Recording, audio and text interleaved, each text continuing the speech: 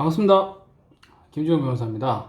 보험금을 청구를 했는데 보험금을 주기는커녕 보험사가 채무부존재 확인 소송을 거는 경우가 상당히 많습니다. 그럴 때는 어떻게 해야 될지 상당히 난감하시잖아요. 그런 경우를 대비해서 간략하게 답변서를 내실 수 있도록 도움을 드리고자 이번 컨텐츠를 준비하게 되었습니다. 과연 답변서를 어떻게 작성하여 제출하면 되는지 바로 한번 보여드릴게요.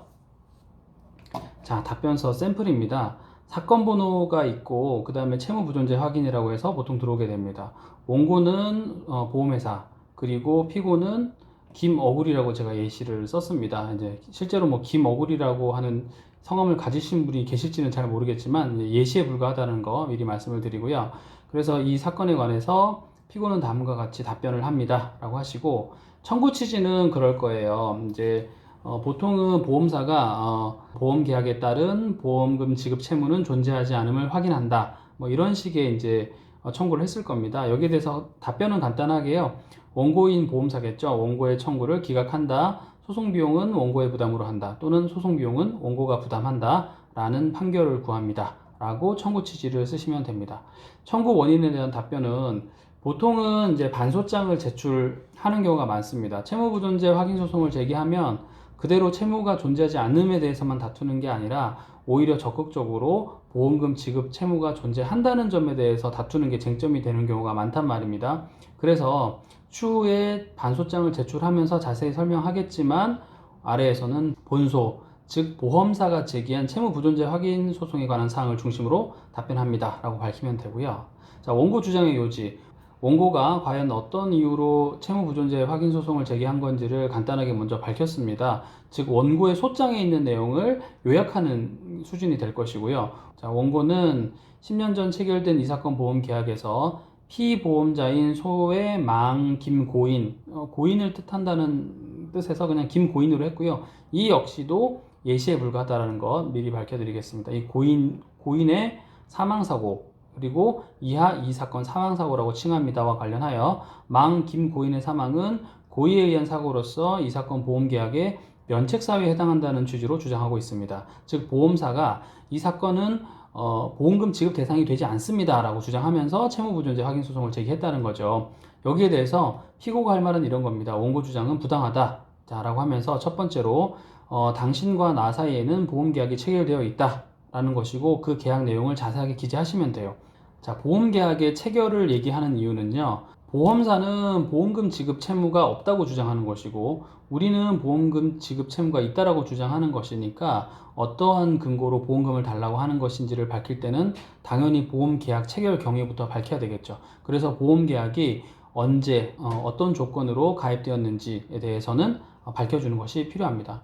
그리고 보험금 지급 사유가 발생했다는 것도 피고가 오히려 입증을 해야 되겠죠. 그렇지 않으면 결국은 지급 채무는 존재하지 않는 게 되니까요. 그래서 피보험자인 소의 망 김고인은 2019년 5월 5일 19시경에 부산 땡땡구 소재 자택에서 추락하였고, 그리고 1시간 뒤 부산 소재 땡땡 대학교 병원에서 피보험자가 사망하는 사고, 이하 이 사건 사고가 발생하였습니다 라고 하면서 당시에 발급받아 두신 사망진단서가 있다면 첨부를 하시면 됩니다.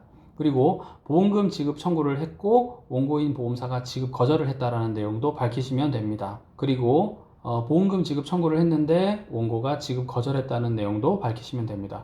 피고는 사망 이후 5일이 지난 시점이네요. 19년 5월 10일에 원고에게 이 사건 사고와 관련해서 이 사건 보험계약에 보험금의 지급을 청구하였습니다. 그러면서 당시에 보험금 청구한 내용의 사본을 갖고 계신다면 첨부하시면 되고요.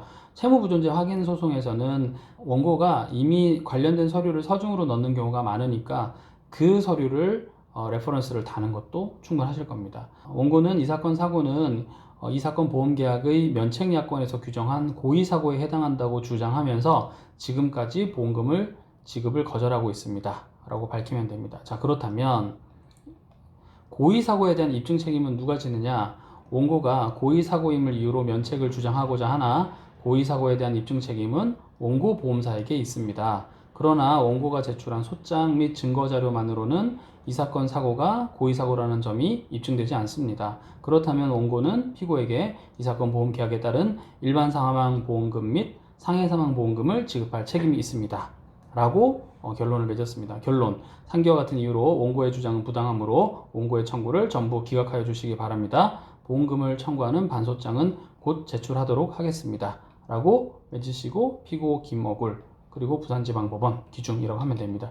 자, 실제로 제출하실 때는요, 이 답변서 서류를 반 접으셔가지고 간인을 하십시오. 반을 접은 다음에 서류가 있으면 반 접은 다음에 그 접힌 서류에 연결되도록 도장을 찍으시는 겁니다. 그리고 마지막에 이 피고 김어굴이라고 되어 있으면 이 옆에도 본인의 도장을 반드시 찍으시면 됩니다. 그리고 신분증 가지고 가셔서 해당 법원에 접수를 하시면 됩니다. 자, 간단하게 알아봤는데요. 도움이 되셨으면 좋겠습니다. 채무부존재 확인 소송을 당하게 되면 실제로는 본인이 다 대응하기는 상당히 어렵습니다. 그래서 반소장을 제출을 해야 될지 아니면 이 소송을 원만하게 조정으로 끝내야 될지 등에 대해서도 법률 전문가인 변호사와 상담하는 게 꼭 필요할 것 같습니다. 영상이 도움이 되셨다면 좋아요와 구독을 부탁드립니다. 감사합니다. 저는 김주영 변호사였습니다.